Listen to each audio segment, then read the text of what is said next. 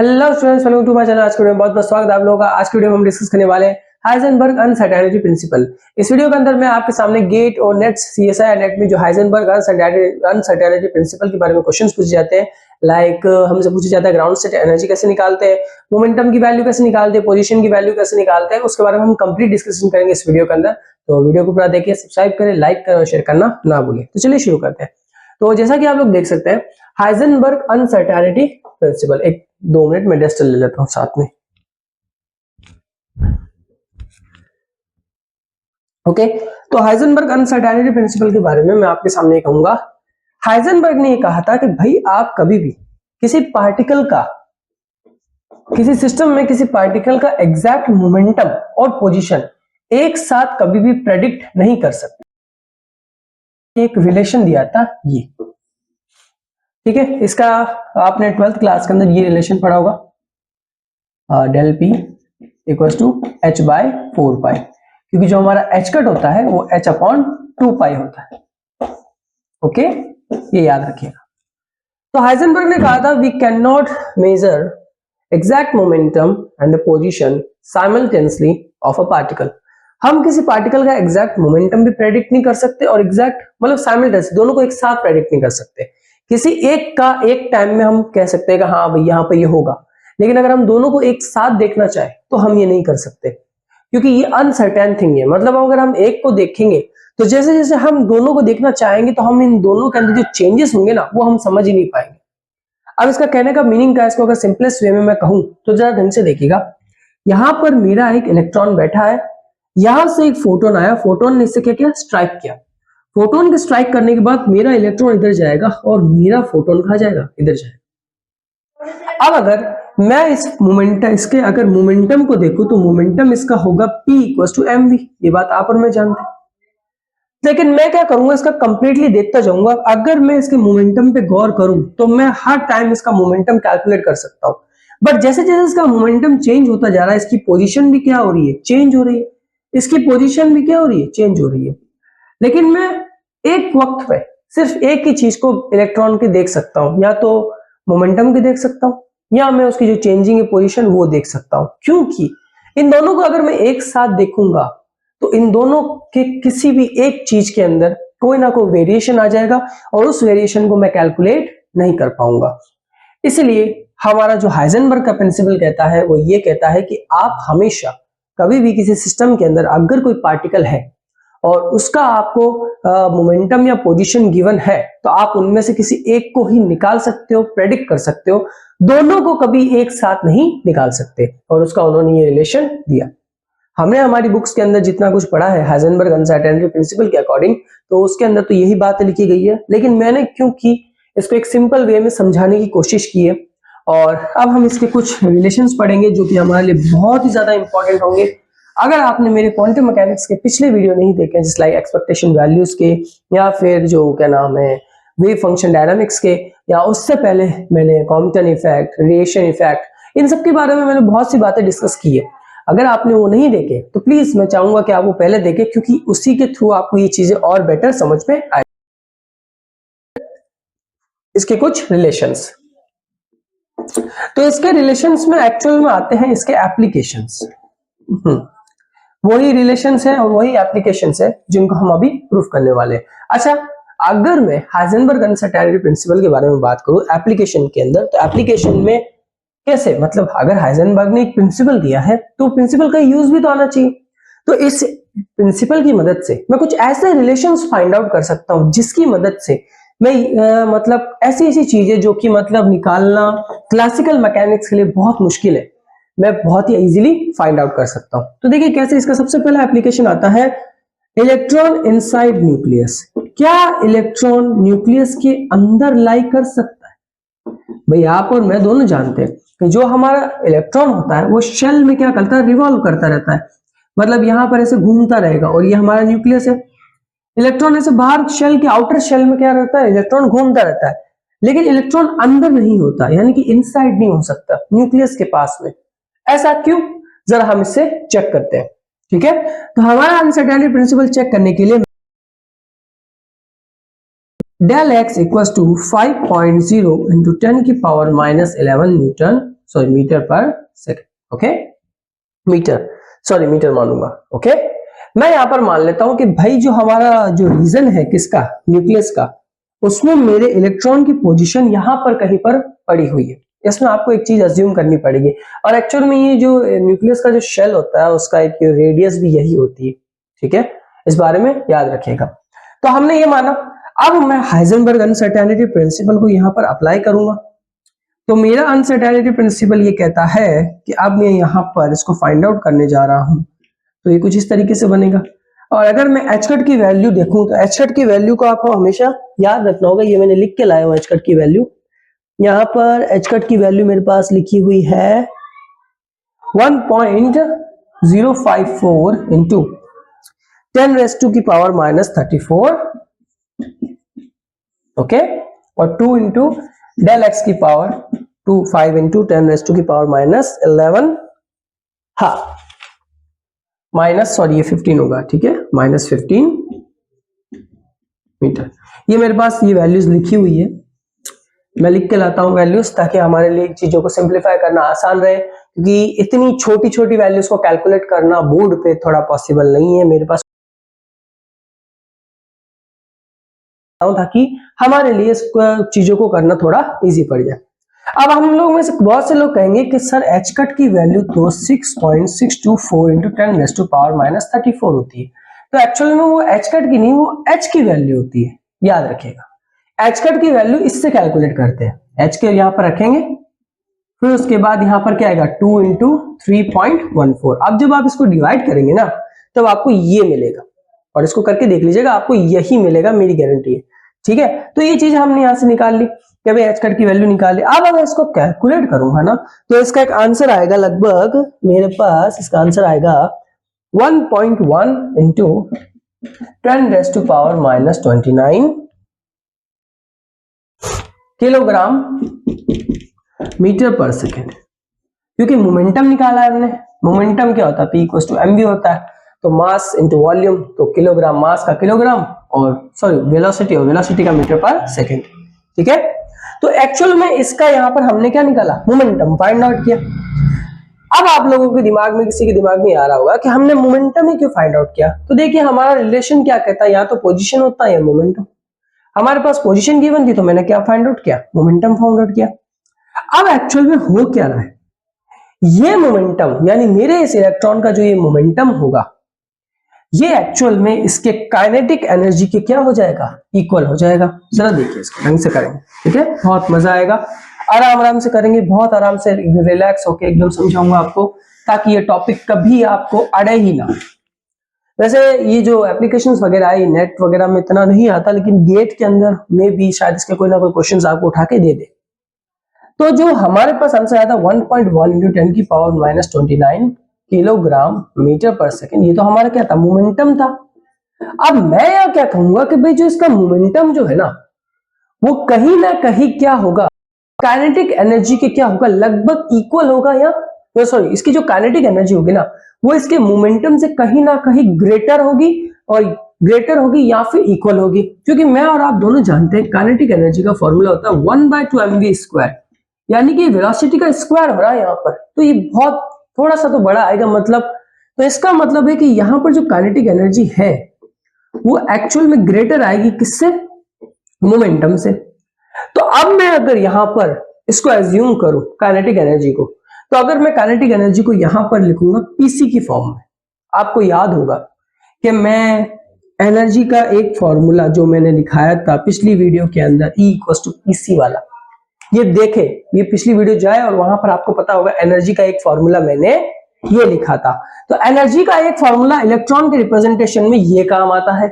अब ये P का वैल्यू तो हमें पता है 1.1 इंटू 10⁻⁻29 इंटू C की वैल्यू हमारे पास क्या है 3 इंटू 10⁻8। अगर मैं इसको कैलकुलेट करूं तो 3.3 इंटू 10⁻⁻21 मेरे पास ये आएगा। काइनेटिक एनर्जी हमारे पास इसमें आ गई जूल के अंदर। मुझे भी पता है और आप लोगों को भी पता है कि इलेक्ट्रॉन की एनर्जी हमेशा इलेक्ट्रॉन वोल्ट में ली जाती है। तो एक इलेक्ट्रॉन वोल्ट मेरे पास होता है 1.6 इंटू 10⁻⁻19 eV। तो अगर मैं इसको यहां पर डिवाइड कर दूं 1.6 इंटू 10 की पावर माइनस 19 से, तो मेरे पास एक ऐसा रिलेशन फाइंड आउट होगा ना कि इसकी जो एनर्जी आएगी ईवी की वो आएगी लगभग 20 मेगा इलेक्ट्रॉन वोल्ट। ये एनर्जी जो निकली 20 मेगा इलेक्ट्रॉन वोल्ट, ये बेसिकली देखा जाए तो बहुत हाई लेवल की एनर्जी है। दैट्स मीन कि जो हमारा इलेक्ट्रॉन है उसकी इतनी ज्यादा एनर्जी होने की वजह से हम यहां पर क्या करेंगे कि भाई साहब ये इलेक्ट्रॉन कभी एग्जिस्ट कर ही नहीं पाएगा, क्योंकि प्रैक्टिकली जब इस इलेक्ट्रॉन का एक प्रैक्टिकल होता है जिसके अंदर हम ये देखते हैं कि भी इलेक्ट्रॉन की एनर्जी एक्चुअल में कितनी है, तो प्रैक्टिकली जब इलेक्ट्रॉन का मेजरमेंट किया गया तो पता चला कि इलेक्ट्रॉन की जो एनर्जी होती है वो न्यूक्लियस का बहुत छोटा सा फ्रैक्शन होता है। इसका मतलब हमने यहां पर थ्योरेटिकली तो कैलकुलेट किया तो कितना है 20 मेगा इलेक्ट्रॉन वोल्ट मेरे पास एनर्जी, लेकिन जब हमने प्रैक्टिकल किया तो कितना है, बहुत कम। तो इसका मीनिंग ये है कि 20 मेगा इलेक्ट्रॉन वोल्ट एनर्जी हो ही नहीं सकती, क्योंकि प्रैक्टिकली तो ये प्रूफ हो गया और थ्योरेटिकली भी हमने यहां पर प्रूफ कर दिया। क्योंकि मुझे एक चीज बताइए, जो न्यूक्लियस है उससे ज्यादा तो इलेक्ट्रॉन की एनर्जी कभी नहीं हो सकती, ये बात तो आप भी जानते हैं। न्यूक्लियस की एनर्जी इलेक्ट्रॉन से ज्यादा ही होगी। आप में जैसे जैसे हम आगे पढ़ते जाएंगे, जस्ट लाइक अगर मैं जब स्टार्ट करूंगा न्यूक्लियर फिजिक्स, तब हम बाइंडिंग एनर्जी के बारे में बहुत डिटेल में पढ़ेंगे, जिसमें हम बाइंडिंग एनर्जी को बहुत डिटेल में समझाऊंगा। वहां ये कॉन्सेप्ट आपका बहुत अच्छे से और ज्यादा क्लियर हो जाएगा। ठीक है, तो फिलहाल के लिए हमें ये याद रखना है कि हमारा जो एप्लीकेशन है, फर्स्ट एप्लीकेशन, क्या इलेक्ट्रॉन एग्जिस्ट करता है न्यूक्लियस में, वो यहां से प्रूफ एग्जिस्ट नहीं करता। क्या प्रॉब्लम थी, क्यों नहीं एग्जिस्ट करता? Because it has a higher energy than nucleus, it have a higher energy than nucleus, so you have to know about it. तो आई होप सो आपको ये समझ में आया होगा कि हमारा इलेक्ट्रॉन एग्जिस्ट क्यों नहीं करता। ये मैंने बहुत सिंपल वे में एक एक स्टेप को कैलकुलेट करते हुए बताया है। तो अगर फिर भी किसी को थोड़ी सी भी कॉम्प्लेक्सिटी लग रही है कि सर थोड़ा सा और मतलब कर दीजिए, तो मुझे जरूर बताइए, क्योंकि ये तो मैं 2-3 बुक्स में से कुछ नोट्स बना के लाता हूं। अगर मुझे और इसमें कुछ सिंपल मिलता है या फिर आप लोगों के पास कोई सिंपल मटेरियल अवेलेबल है जस्ट लाइक जिसके अंदर आप लोग मुझे बताना चाहते हो कि इसको आप ऐसे भी कर सकते हो, तो मुझे कमेंट में जरूर बताया कीजिए, क्योंकि हम सब फिजिक्स के स्टूडेंट हैं और हम चाहते हैं कि हमारी knowledge day by day increase हो। तो आप मेरी हेल्प कीजिए, मैं आपकी हेल्प करता हूं। इसमें मुझे कोई शर्म नहीं है कि अगर कोई मुझे बताता है कि सर आपका यहाँ पर कुछ ये हो सकता है, तो मुझे तो और अच्छा लगेगा, क्योंकि इससे मेरी नॉलेज इंक्रीज होगी और मैं अपनी नेक्स्ट वीडियो को और अच्छा से बना पाऊंगा। तो ठीक है, जैसे जैसे आप देख सकते हैं हमारे जैसे जैसे क्वांटम फिजिक्स को हम आगे बढ़ा रहे हैं, हम बहुत सी अच्छी चीजों को लेकर कैरी करते हुए चल रहे हैं और धीरे धीरे अपना लेवल बढ़ा रहे हैं। हमने बिल्कुल बेसिक से स्टार्ट किया है, क्वांटम के पहले से स्टार्ट किया और अब हम क्वांटम के अंदर बैठे।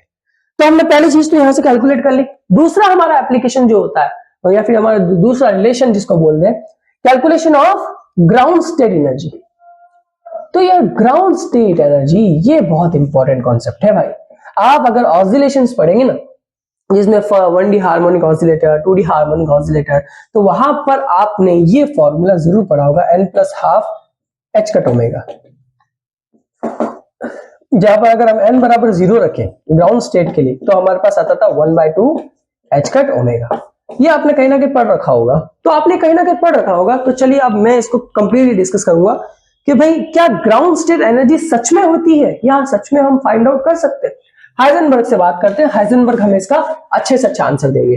तो चलो हाइजेनबर्ग के रिलेशन को ही उठाते हैं, और हाइजेनबर्ग के रिलेशन को उठाने के लिए मैं यहाँ पर एक टोटल एनर्जी का एक फंक्शन लूंगा जिसका नाम है h² = p²/2m + v, और v हमारा r का फंक्शन है।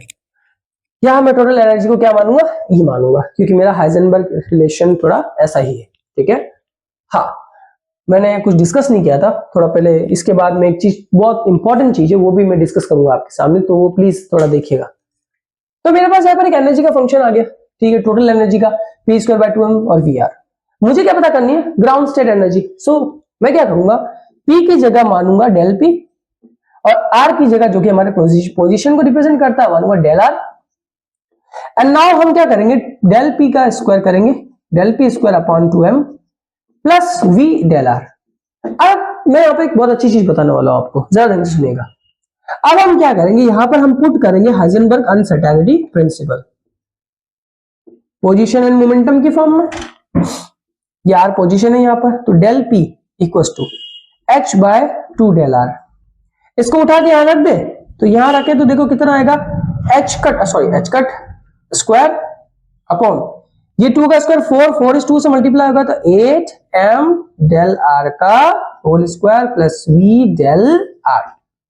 ओके, चलो ये तो मजा आ गया भाई, यहां तक तो हम पहुंच गए। और मैं आपको सबसे मजेदार चीज बताता हूं, किसी भी फंक्शन की जहां पर आपको potential energy and kinetic energies are given, और मैं इसके बारे में आगे एक क्वेश्चन करूंगा, उसमें मैं आपको एक बहुत छोटी सी चीज बताऊंगा जो कि इतने काम की है ना कि अनसर्टेनिटी के क्वेश्चंस जब सामने आएंगे ना धड़ाम से सॉल्व होंगे, ठीक है। लेकिन वो मैं आगे बताऊंगा, क्योंकि अभी मैं बता दूंगा तो मजा थोड़ा किरकिरा हो जाएगा, ठीक है। तो देखो मैं एक चीज जो पहले बता दूं, हाइजेनबर्ग अनसर्टेनिटी प्रिंसिपल के अंदर जब भी हमें एनर्जी निकालने के लिए बोलेगा, या मिनिमम बोलेगा या तो मैक्सिमम बोलेगा, ओके। हाँ, लेकिन एक चीज हमेशा याद रखिएगा, हाइजेनबर्ग अनसर्टेनिटी प्रिंसिपल में हम हमेशा मिनिमम एनर्जी को ही लेके चलते हैं। क्यों लेके चलते हैं भाई मिनिमम एनर्जी को? वो अभी काइनेटिक, अभी हमने इलेक्ट्रॉन के बारे में बात करके देख चुके हैं। हम हमेशा मिनिमम एनर्जी की कंडीशन को लेकर चलते हैं, यानी कि मिनिमा की कंडीशन को लेके हुए चलेंगे, ठीक है। याद रखिएगा किस कंडीशन को लेके चलेंगे, मिनिमा की कंडीशन को। तो यार जब भी मैं अभी आगे क्वेश्चन सॉल्व करूंगा ना वो इसी मेथड से करूंगा, तो इसको ढंग से समझ लो, क्योंकि इसी मेथड से आगे सारे क्वेश्चन होने वाले हैं। और फिर जैसे कि मैंने कहा आगे एक मजेदार चीज बताऊंगा जिससे क्वेश्चन धड़ाम से सॉल्व होंगे, वो हम डिस्कस करेंगे। तो यहां तक तो हम लोग पहुंच चुके हैं। एंड नाउ अगर मैं इसका डिफरेंशिएट करूं with respect to del R, तो मेरा ये हो जाएगा, ऊपर गया तो क्यूब बनेगा, एन एन माइनस 1 होता है, एन एन माइनस यानी कि 2 मेरा नीचे आगे आएगा, तो मेरा 2 एच का square upon 8 m del are का cube plus v dash del r, ये मेरा डिफरेंशिएट हुआ। और अब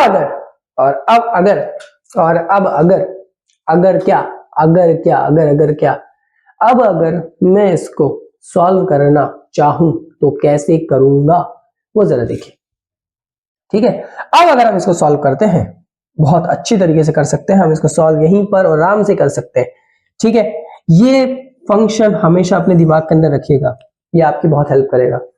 ये दिमाग में रखिएगा कि एनर्जी की कंडीशन यहां तक आपको निकालनी होती है, यानी कि क्या करना होता है, मोमेंटम की जगह आपको यहां से मोमेंटम की फॉर्म को हटाकर सीधा इसको पोजीशन की फॉर्म में चेंज कर देना है, हमेशा याद रखिएगा, ताकि हमारा सिंप्लीफिकेशन इजी हो।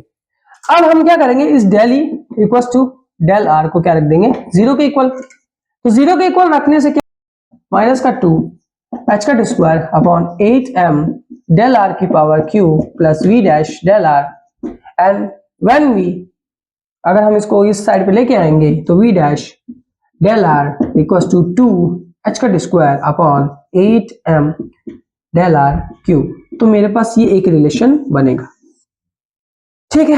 अब अगर मैं इस रिलेशन को उठा के यहां रखूंगा तो मेरा ये 0 हो गया, यानी कि मेरी इस कंडीशन को ये क्या कर रहा है, सेटिस्फाई कर रहा है, क्लियर। अब अगर हमारी मिनिमा की कंडीशन हम देखेंगे, हमारी मिनिमा की कंडीशन हमें क्या कहती है, कि मिनिमा की कंडीशन कहती है कि del square E upon del R square greater than equal to 0। ये हमारी मिनिमा की क्या होती है, कंडीशन होती है। ये बातें हम क्लासिकल मैकेनिक्स में भी पढ़ेंगे, जिसके अंदर मैं जब प्लैनेटरी मोशन पढ़ाऊंगा हैमिल्टनियन के बारे में, तब हम डिस्कस करेंगे। तो ये है मेरी ग्राउंड स्टेट एनर्जी को निकालने का तरीका, ठीक है। ये है मेरे ग्राउंड स्टेट निकालने का तरीका। देखो ये पूरा पोजीशन का फंक्शन बन चुका है, पूरा कंप्लीट पोजीशन का फंक्शन है ये। अगर आप इसको यहां रखते हो तो ये तो 0। क्वेश्चन के अंदर क्या होगा, हमारे पास पोटेंशियल एनर्जी में पोजीशन का एक फंक्शन दिया होगा, तो ये कंप्लीट डेल एक्स आ जाएगा, यहाँ पे डेल एक्स है डेल आर, उसकी वैल्यू को उठाकर हम यहां और यहां रख देंगे। जैसे यहां रखेंगे, काटेंगे, हमारे पास एनर्जी का एक फंक्शन आ जाएगा, ठीक है। समझ में आया? ये है ग्राउंड स्टेट एनर्जी निकालने का तरीका। बहुत इजी वे में समझाया, बहुत इजी वे में। इतना ज्यादा तो मैंने खुद ने भी जब पढ़ रहा था ना फर्स्ट टाइम, तब मुझे भी इतना नहीं आया था। चलिए, okay. And the next thing is for calculation of first bore radius, तो for calculation of first bore radius, तो देखिए अभी हमने जो हमारा पिछला रिलेशन फाइंड आउट किया था उसमें हमने क्या कहा, 2h का square upon 8m del are का होल स्क्वायर, ये बात हमने कही थी। ठीक है, इसी के थ्रू मैं करूंगा calculation of first Bohr radius. First Bohr radius, first Bohr radius, अगर आप यहां पर डेल आर की वैल्यू को पुट कर देंगे ना, डेल आर की वैल्यू को पुट कर देंगे, ठीक है, डेल आर की वैल्यू को, तो आपके पास आंसर जैसा अभी मैं आगे क्वेश्चन करूंगा उसमें पता चलेगा आपको, यही चीज होगी। ठीक है, तो मैं अभी डेल आर की वैल्यू को रख देता हूं आर नॉट। जैसे ही, बस मेरी इस बात को आप याद रखेगा, first Bohr radius R naught जो कि हमारी होती है 0.5 to 9 एंगस्ट्रॉम के समथिंग। जब हम इसकी वैल्यू को रखेंगे तो हमारे पास एक आंसर आएगा। देखिए ये तो हमारे पास एक जनरल रिलेशन है, ठीक है, पोटेंशियल एनर्जी का हमारे पास एक जनरल रिलेशन है। ठीक है, हम ये कह रहे हैं कि हम जब हमारे पोजीशन फंक्शन के अंदर यहां पर आर नोट को पुट कर देंगे तो हमारे पास फर्स्ट बोर रेडियस कैलकुलेट हो जाएगी। इस बात को आपको याद, आपसे सिंपलेस्ट क्वेश्चन पूछेगा, अगर मान लेते पूछ रहे थे what function will you put inside the Heisenberg uncertainty principle to get the first Bohr radius, so हम क्या करेंगे, उसके अंदर से आर नोट को पुट कर देंगे और हमारे पास आंसर आ जाएगा। ये आपके पास क्वेश्चन में दे रखा होगा जो मैं भी आगे करवाऊंगा। तो इसका कोई रिलेशन नहीं है, इसको सिंपली इसी से कर सकते हैं। और हाँ, इसका एक और तरीका होता है डेरिवेशन करने का, लेकिन वो बहुत लेंथी है, उसको हम क्या करेंगे, इग्नोर कर रहे हैं अभी। Calculation of spectral width. अब स्पेक्ट्रल विड्थ को कैलकुलेट करना है भाई यहाँ पे। तो देखो भी हाइजेनबर्ग का जो मैंने अभी कुछ बोला था कि कुछ चीजें हैं जो मैंने बताई नहीं थी, अगर एनर्जी के बीच में और टाइम के बीच में रिलेशन होगा तो वो ये होगा हाइजेनबर्ग अनसर्टेनिटी रिलेशन का, याद रखिएगा। मोमेंटम के बीच में और पोजीशन के बीच में ये होता है, याद रखना। एक्स पी एक्स ये होता है एक्स डायरेक्शन के लिए, वाई पी वाई ये होता है वाई डायरेक्शन के लिए, जेड पी जेड ये होता है जेड डायरेक्शन के लिए। और एक्चुअल में ये तीनों 3D में बहुत काम आते हैं। ठीक है, याद रखिएगा, जब हम 3D मतलब 3 डायमेंशन श्रोडिंगर इक्वेशन को जब हम सॉल्व करेंगे ना, देन वह हम वहां पर एक कंप्लीट डिस्कशन करेंगे। ठीक है, तो ये थोड़े रिलेशन से इनको याद रख लीजिएगा। अब जैसा कि हमने बोला, स्पेक्ट्रल लाइन को क्या करेंगे, कैलकुलेट करेंगे, स्पेक्ट्रल विड्थ को, सॉरी। तो स्पेक्ट्रल विड्थ को कैलकुलेट करेंगे तो हम ये मानते हैं कि भाई किसी भी, जैसे हम मानते हैं कि भाई अगर किसी स्पेक्ट्रल विड्थ, यानी कि मान लेते हैं कि एक स्पेक्ट्रल लाइन है और उसकी वेवलेंथ हमारे पास लेमड़ा है और उसकी एनर्जी को हम लिखते हैं एससी बाय लेमड़ा से, यानी कि उसकी एनर्जी का एक फंक्शन मेरे पास क्या दिया हुआ, ये दिया हुआ है। तो मैं और आप दोनों जानते हैं कि भाई एनर्जी का अगर ये फंक्शन दिया हुआ है, ठीक है, तो हम यहां से डायरेक्ट कैलकुलेट कर सकते हैं किसको, स्पेक्ट्रल विड्थ को। तो स्पेक्ट्रल विड्थ को कैलकुलेट करने के लिए मैं यहाँ पर हाइजेनबर्ग अनसर्टेनिटी प्रिंसिपल का क्या लगा दूंगा, फॉर्मूला लगा दूंगा। अब होता क्या है, यहाँ पर एक रिलेशन होता है जिसको बहुत ढंग से याद रखिएगा कि जो डेल ई मेरे पास होगा, ये जो मैं बता रहा हूं इस फॉर्म में आपको क्वेश्चन दिया हुआ मिलेगा, तो इसको जरा ढंग से देखिएगा, इसको रिमेंबर कर लीजिएगा, काफी काम आएगा। As lambda square del lambda, ये कंडीशन याद कर लीजिएगा क्योंकि आगे मैं क्वेश्चन कराऊंगा उसमें ये बहुत काम आएगी। उसमें हम एनर्जी का क्वेश्चन लेंगे जहां पर हमारे पास ऐसी वैल्यूज दे रखी होती है जहां पर हमसे ये कहता है कि जो डेल ई है उसकी वैल्यू ऐसे दे रखी है। फिर हम क्या करेंगे, डायरेक्ट हाइजेनबर्ग अनसर्टेनिटी का क्या लगा लेंगे, प्रिंसिपल लगा लेंगे। तो हाइजेनबर्ग अनसर्टेनिटी का प्रिंसिपल मेरे पास क्या कहता है, del E del T equals to H cut by 2। Okay, फिर मैं क्या करूंगा, यहां पर सिंपल सा यहां पर रख दूंगा वैल्यूज, ये वाली रख दिया, del lambda equals to H cut by 2, del T को मैं उधर भेज देता हूं तो एच कट बाय 2, ये हमारा है एस सी, ये उधर चला जाएगा, तो ये बचा कितना, लेमड़ा स्क्वायर अपॉन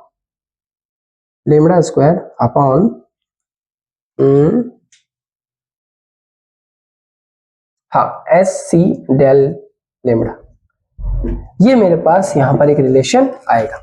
ठीक है, और अगर अगर अगर अगर अगर अगर मैं यहां पर क्या करूं, ये मेरे पास लिखा हुआ है एच और ये मेरे पास है एच कट, इसको हम चेंज कर सकते हैं एच और एच कट को। अगर मैं यहाँ एच की जगह रख दूं 2 पाई तो ये बन जाएगा 4 पाई, तो ये बन गया 4 पाई, जिससे मेरा ये एच से एच क्या हो जाएगा, कैंसिल हो जाएगा।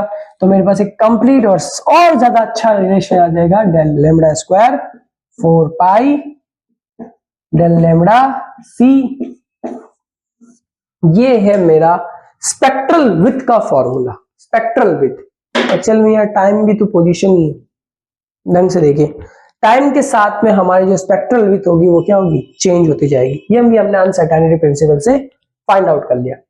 ठीक है भाई, चार एप्लीकेशंस मैंने यहाँ आपके सामने प्रूफ किए हैं, बहुत ही इंपॉर्टेंट एप्लीकेशंस थे, क्योंकि अब हम स्टार्ट करने वाले हैं हमारे हाइजेनबर्ग के क्वेश्चंस।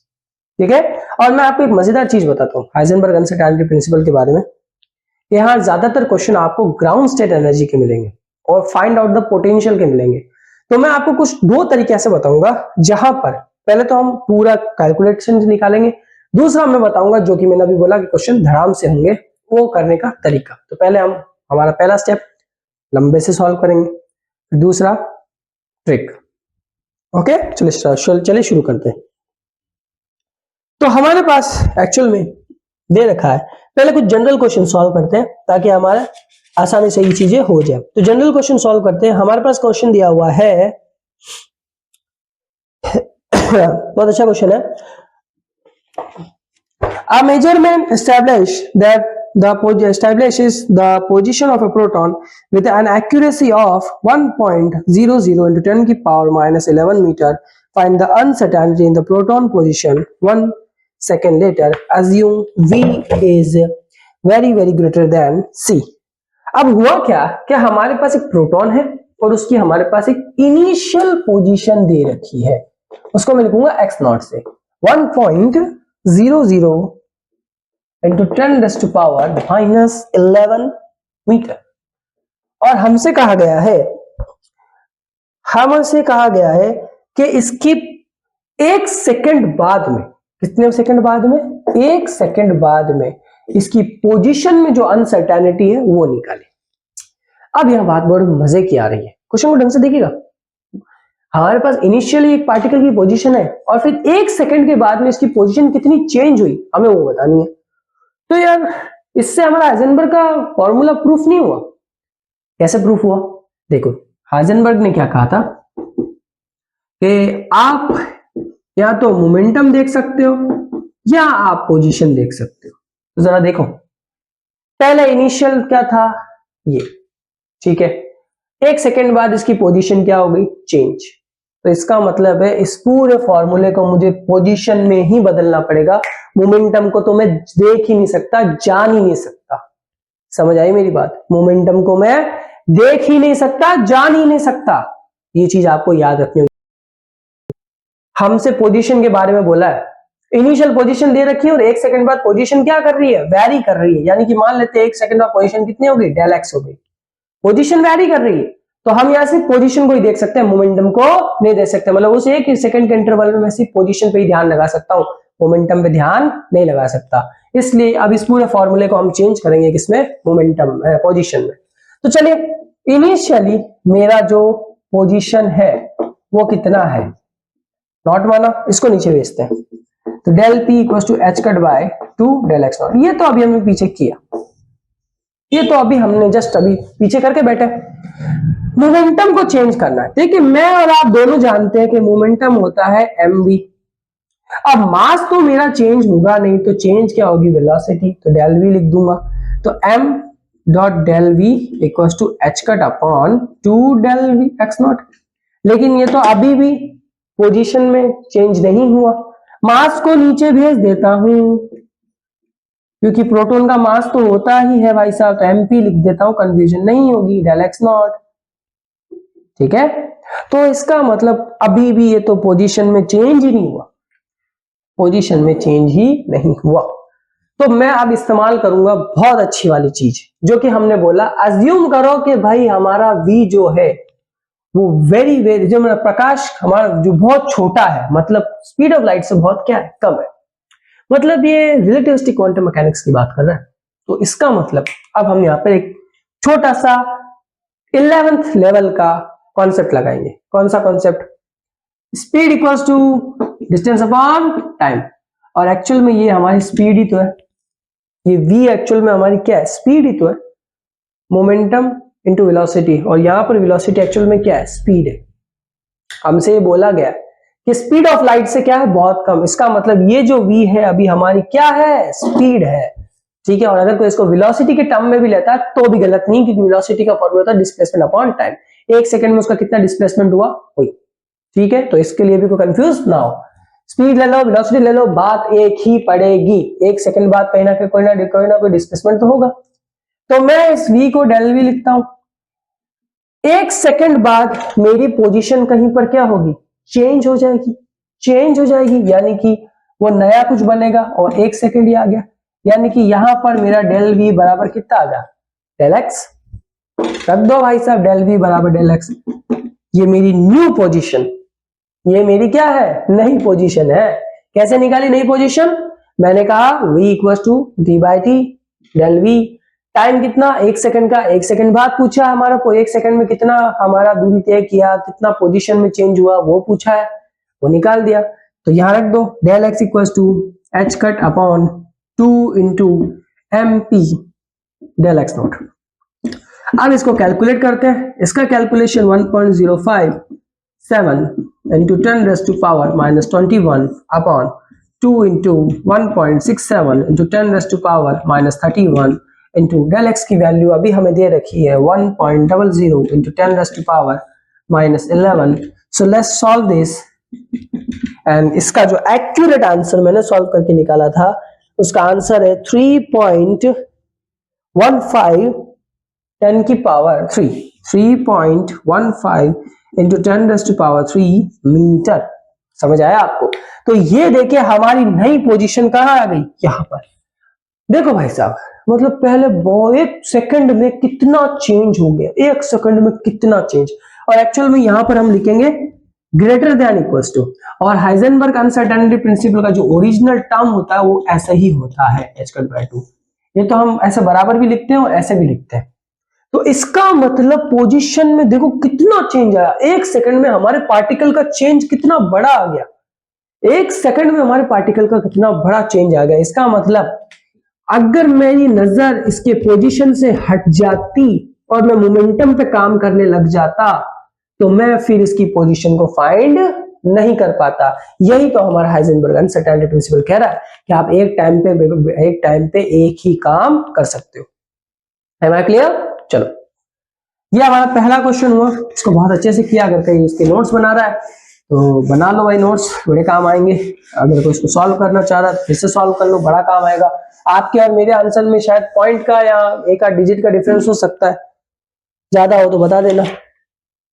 चलो, ये क्वेश्चन तो मैंने इससे सॉल्व किया। एक क्वेश्चन में आपके लिए छोड़ देता हूं, बहुत काम आएगा आपके। इस क्वेश्चन को कर लेना, काम आएगा। ठीक है, ओके ओके।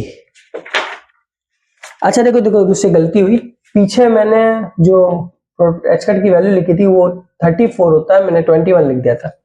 सो प्लीज इसको थोड़ा अवॉइड करें, ठीक है। चलो, अब हमारा अगला क्वेश्चन है, estimate the uncertainty in the position of a neutron moving at 5 into 10 raise to power 6 metre per second. ठीक है, हमसे पूछा है पोजीशन बताओ भाई, अगर हमारा न्यूट्रॉन कितनी स्पीड से भाग रहा है, 5 इंटू 10 की पावर 6 मीटर पर सेकेंड।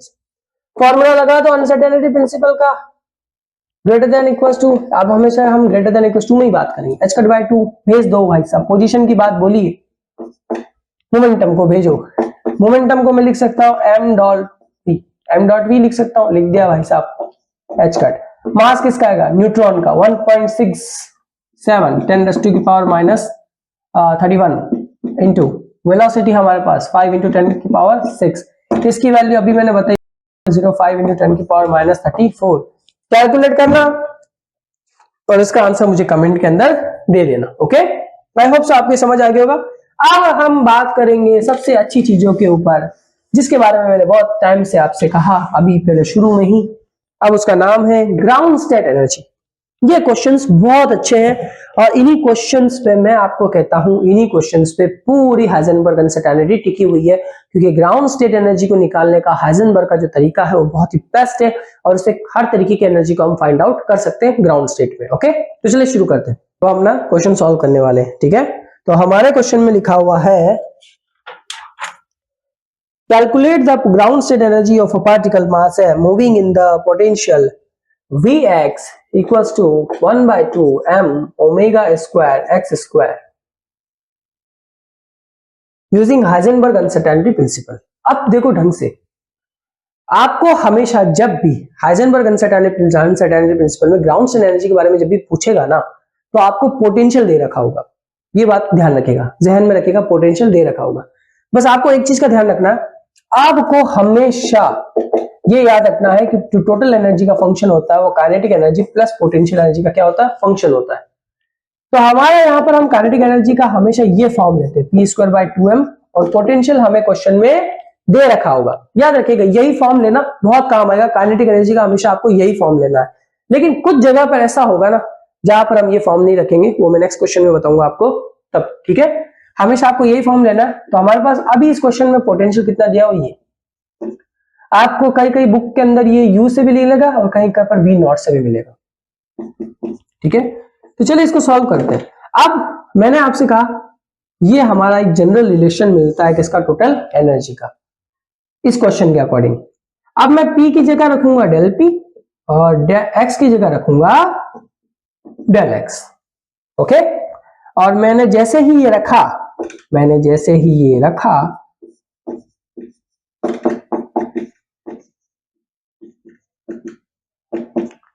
अब मैं यहां पर हाइजेनबर्ग अनसर्टेनिटी प्रिंसिपल लगाऊंगा del x upon del p del x h²/2। अब मैं यहां करूंगा h²/2 बाई डेल x। अब ये मैंने आपको अभी शुरू में ही बताया था कि ये क्या हो रहा है। मैंने आपसे कहा था कि हम हमेशा जब भी ग्राउंड स्टेट एनर्जी को निकालेंगे, हम पूरे फंक्शन को पोजीशन में बदल देंगे। किसमें बदल देंगे, पोजीशन में। हम जब भी ग्राउंड स्टेट एनर्जी की बात करेंगे, पूरे फंक्शन को किसमें बदल देंगे, पोजीशन में।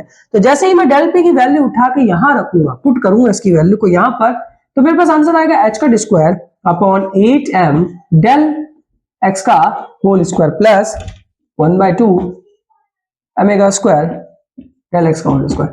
देखो भाई साहब, क्या ये पूरा फंक्शन पोजीशन में चेंज हुआ? क्या ये पूरा फंक्शन हमारा पोजीशन में चेंज हो गया? बिल्कुल, हमारा पूरा फंक्शन किस में चेंज हो गया, पोजीशन में चेंज हो गया। अब कुछ नहीं करना, आपको वही वाला काम ग्राउंड स्टेट एनर्जी में, differentiate with respect to position. इसका डिफरेंशिएशन करेंगे तो आएगा 2h² upon 8m del x की power cube plus m omega square x del x। हमने अभी बात की थी, इसको हमेशा किस में रखेंगे, जीरो में रखेंगे। जैसे ही आप इसको जीरो में रखेंगे तो ये जीरो की उधर जाएगा, तो ये बनेगा 2h² 8m del x cube equals to m omega square del x। ये 2 से 2 कैंसिल, ये x क्यूब को इधर भेजू तो डेल x की पावर 4 बनेगा। ये m ओमेगा स्क्वायर इधर आएगा तो ये बनेगा h² upon 4m omega square, m square omega square. अब अगर मैं दोनों तरफ अंडर रूट ले लूं तो मेरे पास आएगा h² upon 2 omega square m omega, sorry 2m omega. Under root लिया मैंने दोनों तरफ। अब मैंने आपको उस वक्त भी एक बात बोली थी कि जब भी आप ऐसे टाइप के क्वेश्चन सॉल्व कर रहे होंगे, आपके पास एक पूरा फंक्शन पोजीशन का आ जाएगा। देखो ये बन गया था पूरा पोजीशन में। फिर जब आप इसको सॉल्व करोगे तो आपको पोजीशन की एक वैल्यू मिलेगी, उसको उठा के आपको हमेशा अपने अनसर्टेनिटी वाले रिलेशन में रख देना है। इसको लिख दीजिएगा द मोस्ट इंपॉर्टेंट, ये बहुत काम की चीज है, ठीक है। हम इस x² की वैल्यू उठा के यहां रखेंगे, ये मैंने लिखा नहीं, सॉरी ये सॉरी ये नहीं, ये रिलेशन नहीं है, ये रिलेशन है। इस रिलेशन में रखेंगे, इस रिलेशन में हम रखेंगे पोजीशन का फंक्शन। तो जैसे ही हम इस रिलेशन में हमारे पोजीशन का फंक्शन रख देंगे तो देखिए क्या चेंजेस होते हैं। तो मेरे पास E इक्वल्स टू आएगा h² upon 8m h² upon 2m omega plus 1/2 m omega square h² upon 2m omega. तो देखो अब अगर इसको हम सॉल्व करेंगे, अब इसको हम क्या करने वाले हैं, सॉल्व करने वाले हैं। चलो सॉल्व कर देते हैं इसको। तो आप लोग इसको देख रहे होंगे कि ये बनेगा 2 से कैंसल, m से m कैंसल, h² से h² कैंसल, ठीक है भाई। m से m कैंसल, ओमेगा से ओमेगा कैंसल। तो ये मेरे पास बचा h² अपॉन 4 h² ओमेगा, ये ओमेगा ऊपर चला जाएगा, बचा कितना h² ओमेगा अपॉन 4, और ये भी मेरा कितना बचा h² ओमेगा अपॉन 4। जब मैं इन दोनों को साथ में लिखूंगा तो ये बनेगा 1/2 h² ओमेगा। क्या ये वन डायमेंशन हार्मोनिक ऑसिलेटर की ग्राउंड स्टेट एनर्जी नहीं है? बिल्कुल है ना। देखो हमने हाइजेनबर्ग अनसर्टेनिटी प्रिंसिपल से फाइंड कर दिया। एमएससी फर्स्ट सेमेस्टर में अगर आप बेसिक क्वांटम मैकेनिक्स पढ़ रहे हो तो वहां पर ये रिलेशन गारंटी के साथ आता है, ठीक है। तो ग्राउंड स्टेट एनर्जी तो निकाल ली, तो वापस समझा देता हूं कैसे होगा क्वेश्चन। हमेशा आपके पास एक पोटेंशियल दिया होगा, पोटेंशियल एनर्जी दी होगी, आपको काइनेटिक एनर्जी का ये फंक्शन लिखना है, kinetic energy plus potential energy, जिसमें काइनेटिक एनर्जी हमेशा इस फॉर्म में लिखेंगे पी स्क्वायर बाय 2m में। पोटेंशियल आपको क्वेश्चन के अकॉर्डिंग मिल दिया जाएगा और फिर आप उसको लिखेंगे, पी की जगह डेल पी रखेंगे और उसके बाद उसको क्या करेंगे, सॉल्व करेंगे, ठीक है, कंप्लीट। और ये रिलेशन आपको मिलेगा पोजीशन की फॉर्म में, आउट करेंगे कंप्लीट रिलेशंस को, ठीक है। बहुत आसान है, बहुत आसान, ज्यादा हार्ड नहीं है। अगर आपने क्लासिकल मैकेनिक्स में मोड्स ऑफ वाइब्रेशंस किए होंगे तो वहां यही काम हमने किया है, मोड्स ऑफ वाइब्रेशन में हम यही काम करते हैं। चलिए अब हमारे पास एक क्वेश्चन है कि आपके पास एक रैंडम पोटेंशियल दिया हुआ है Vx equals to V naught plus beta X square, आप निकालो इसका